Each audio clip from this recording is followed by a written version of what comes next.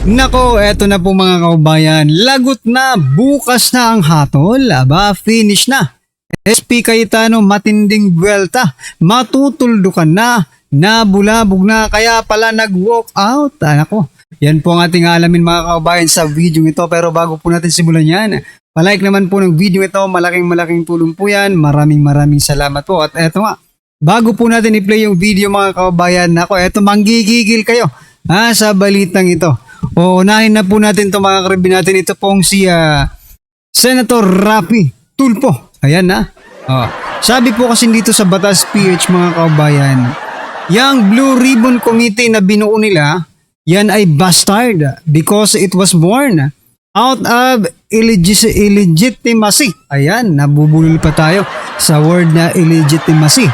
Okay? Yan po ang sabi ni Rapi Tulfo.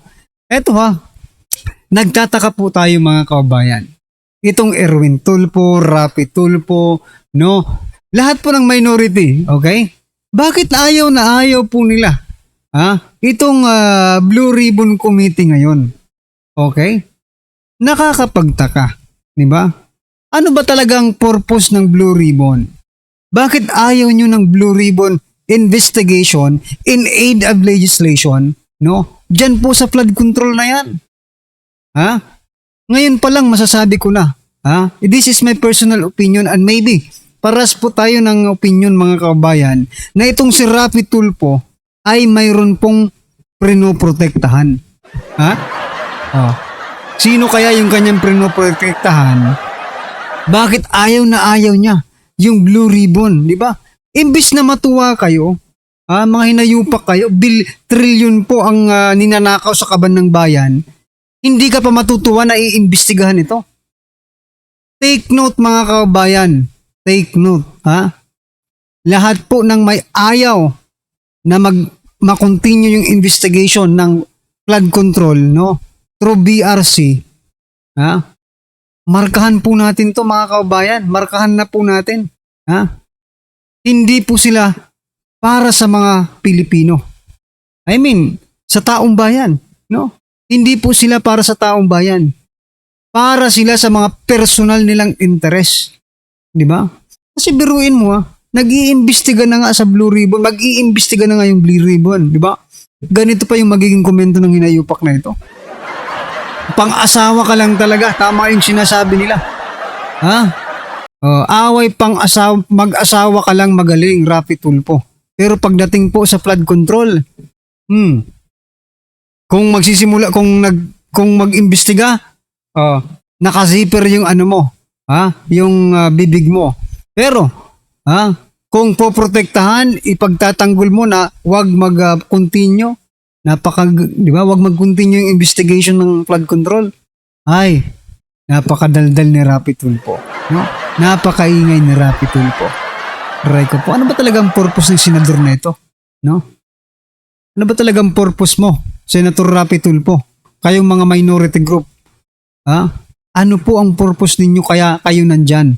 Para ba? Para ba tutulan ang investigasyon ng flood control? Ay nako. Ay ray ko po. Ito po ang naging komento ng ating mga kabayan patungkol dyan. Sabi po dito ni Simon, urap ka kasi kaya tutol ka talaga. No wonder away mag-asawa lang ang 40 mo ugok. Ayan, 40 mo ugok. Basta guilty talaga gagawin lahat, di lang mabunyag ang katotohanan. Ayan na. Yan tingnan nyo yan naman yan. Tingnan nyo naman yung anak ni Rapi Tulfo. Sabi po kasi dito, unti-unti nang naglabasan ang kanilang mga baho. Sabi po ni Congressman Kiko Barsaga, anak ni Rapi Tulfo may 1.137 billion para sa flood control kahit hindi bahain ang lugar. Ang anak mong si Ralph Tulfo ang may pinakamalaking flood control sa Quezon City. Ayon po yan kay dating Representative Kiko Barsaga kasi inexpelled na po nila no? Si Representative Kiko Barsaga, hindi na po siya congressman. Grabe no? Ibinoto ng taong bayan tapos gaganyanin lang po nila. No? Gaganyanin lang po nila si Congressman Kiko Barsaga. May araw rin kayo di ba? May araw din kayo. Alright. Anyway, ano po ang inyong masasabi dyan mga kababayan? Just comment down below dito po sa kay Rafi Tulfo, no? Na talagang todo-todo po ang pagdedepensa, no? Para lang hindi po matuloy ang investigasyon. So, dinidiscredit niya po ngayon yung Blue Ribbon, mga kababayan. Anyway, may naniniwala pa ba sa iyo ang tanong? Di ba? O, ito pa mga kababayan, pasadahan din po natin to. Aba, kaya pala, gustong-gusto po nila mga kababayan na itong si SP Cayetano ay mag-resign na.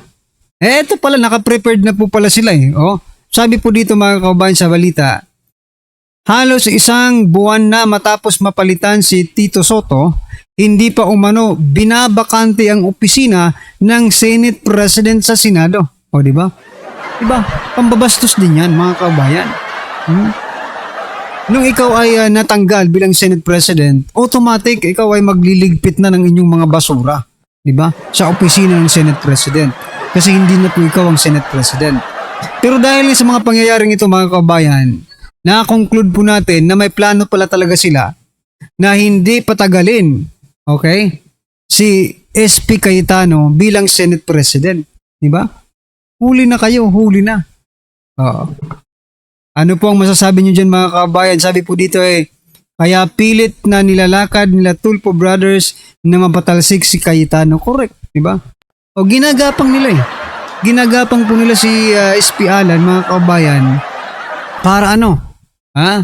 Para sila pa rin yung maging majority, diba? Sila pa rin yung maging Senate President. O, sabi po dito ni Elmera, kapito ko pala itong si Senator Soto. Natalo na, ayaw umalis sa office ng Senate President. Sino ngayon ang kapal ng muka? Turo yan ng One Ball University, sobrang kapal ng muka. Ayan na. O, ayan mga kabayan, ano po ang masasabi nyo dyan? Just comment down below kasi ito, mayroon pa po tayong papasadahan. Ito, papasok lang nito mga kabayan. Sabi po ni President Bongbong Marcos Jr., get back to work. Get back to work. Ayan na. Ang dami natin kailangan gawin. We had a meeting sa Uplift Committee. Marami tayong kailangang magawang batas. Ayon po yan kay President Bongbong Marcos Jr. sa kabila po ng hindi pagbubukas ng Senado ng 2 araw na. Bukas pa po Bukas pa mag-attend, no? Bukas pa papasok yung majority senators. Diretso-diretso na daw yan, mga kabayan, ng mga investigasyon. Okay? Wala kang magagawa, no? President Bongbong Marcos Jr. Yan lang po masasabi ko. Wala kang magagawa kasi co-equal branch yan ng gobyerno. Co-equal branch ng executive at saka ng judiciary, di ba? Yung legislative branch which is the Senate and the House, mga kababayan, no? So kahit anong sabihin mo diyan, no?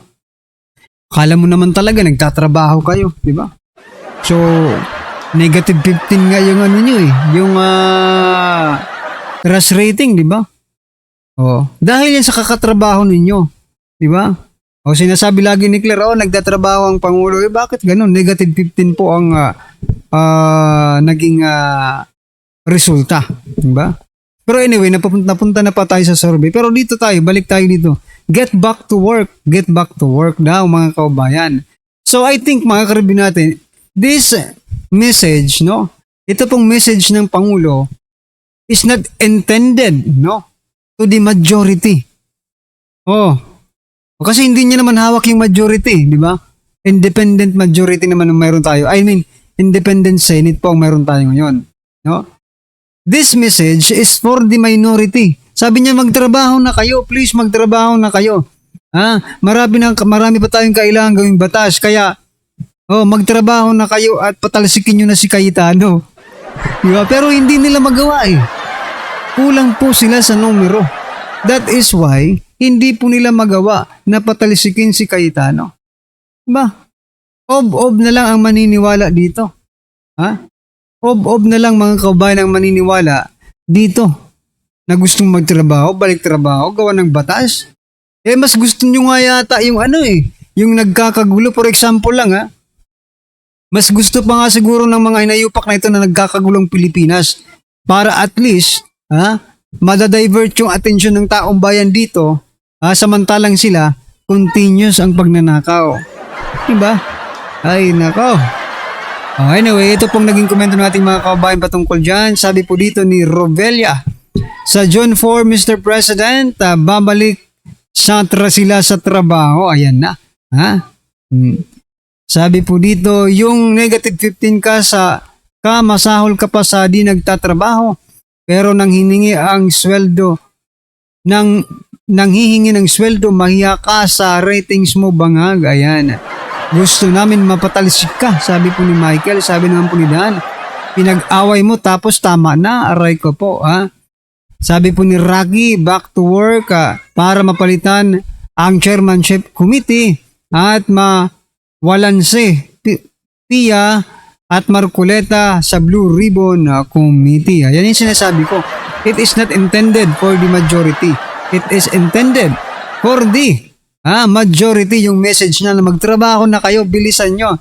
Patalisikin nyo na si Senator Alan Cayetano. Aba? Anyway, ano pong masasabi nyo dyan mga kababayan? Just comment down below. At eto, pagbigyan nyo po ako mga kababayan, kasi nakita ko lang kanina, bago po natin i-play yung video mga kababayan. Eto, aba, agad-agad po O, kasi magbukas po, mag-iimbestiga na ang Blue Ribbon. Kaya eto, si DPWH Secretary Dizon, eto may update news update. Malaking isda sa flood control scandal, sasampahan ng kaso ng ombudsman sa Huwebes. Ayan, ayon po yan kay Dizon o kay Secretary Dizon. Ayan. Napaka-bopuls naman ng timing na ito. Kung kailan po mga kaubayan magsisimula ulit yung flood control is investigation. Saka ka naman nagkaso. Diba? Inunahan mo na agad yung BRC. Ano ba yan? Halatang halata mga kaubayan na hindi kayo nagtatrabaho. I mean, nagtrabaho nga siguro kayo pero may mga pinagtatakpan kayo. Bakit ngayon lang? Akala ko ba tapos na ito? Akala, di ba sabi ni Dizon dati, tapos na po ang flood control investigation. Nakulong na po, may napakulong na, may nakasuhan na. Tapos eto ngayon may kakasuhan dahil mabibisto ba ng BRC? Mabibisto ng Blue Ribbon Committee? Pag hindi nyo kinasuhan yan, ay tuluyan nyo na yan. Tuluyan nyo na para wala ng problema, di ba? Ay nako, napaghahalataan tuloy kayo no? Anyway, eto na mga kababayan, pasadahan na po natin yung video. Pasok ka. Ngayong araw din, yung schedule po ng resumption ng flood control probe, June 4. Ngayon pong darating Webes na yata yan, o Merkules. So, this coming week, Webes. Anong tingin mo dyan, sir? Sabi po ni Tito Sen, hindi pwede. Hindi pwede yung subcommittee dahil hindi pa yan approved ng committee. And by the way, ang chair ng subcommittee, si Senator Rodante Marcoleta po. Yun na nga Dahil sa mga pinaggagawa nitong minority senators, yung mga walk out nila, yung pagbalandra nila, at kuminsan pati yung mga masasakit na salitang pinagsasasabi nila kontra sa new majority, nagkatikisan na. No? Dati si Senator Pia Cayetano ang elected na chairperson. She is still the chairperson. Pero ngayon, gumawa ng subcommittee specifically for the flood control scandal. At ang mamumuno dyan ay si Senador Rodante Marcoleta, na alam naman natin, allergic ang palasyo at allergic ang mga korap, no? Yung mga saksakan ng sakim dito sa ating pamahalaan. Pag si Rodante Marcoleta na ang nag-chairman ng subcommittee na yan, no? So, kung siguro, kung hindi ganyan ang minoriya, no? Yung 11 at hindi sila ganyan wika nga yung pinakikita nilang asal ay hindi masyadong kontraryan, masyadong kinokondena yung new majority, hindi siguro umabot sa ganyan. So, ang nangyari ngayon ay mas mabigat. Nakuha ninyo, di ba? Noong una compromise na sige, we will si Senator Pia Cayetano ang Blue Ribbon so that hindi naman masyadong palaban sa inyo. Ano ginawa nila? Nagdrama-drama pa sila, yung minority. O, di ba? Sa madaling salita, nag-attitude pa. Ganun pala. O, sige, ito si Marcoleta sa inyo. ang magiging taga-usig ng flood control scandal. Opo, sir, ano sa tingin nyo yung pakakaabangan ng taong bayan? Kasi Huwebes pa yung flood control probe. Meron pa tayong Lunes, Martes, Miyerkules. Marami pa pong mangyayari. Okay. Kung ang ang tinutukoy mo, MJ, ay yung posibilidad na magkapalitan na naman ng Senate President o ng liderato ng Kamara ng Senado sa Lunes, palagay ko malabo nang mangyari yan. No? Kung basta they because of their actuations, yung new minority, because of their actuations, lalong pinanindigan na ng mga miyembro ng new majority yung kanilang yung kanilang stand, no. Tikisa na ito at kaya yan ang nangyayari. Palagay ko tuloy yung June 4 na Blue Ribbon Committee hearing at sana panawagan ito ng palagay ko halos lahat ng ating mga kababayan, panawagan na Except lang yung mga pinklawan. Tsaka yung mga teroristang makakaliwa. tawagin na yung 18 mga dating sundalo, yung mga retirado o resigned na sundalo na pilit na pinagtatakpan ng NBI, ng Senado nung nakaraan, no? So yan mga kababayan, excited na po ba kayo para bukas? Nako, matulog po kayo na maaga mamaya, ha? Para bukas may energy po tayo sa panonood, ha? Ng Senate Probe, Blue Ribbon Senate Probe, no? Diyan po sa flood control na yan, mga kababayan. And mga karibin natin, ano po inyong opinion, reaksyon patungkol po dyan? Just comment down below mga kababayan. At syempre, huwag pong kalimutang i-like ang video ito. Malaking tulong po yan. At mga kababayan, papalo naman po ng ating Facebook page, Pinas News Review mga karibin natin, no? Search nyo lang po at papalo, para palagi po kayong updated sa mga express na balita. Ayan mga kababayan, maraming salamat po.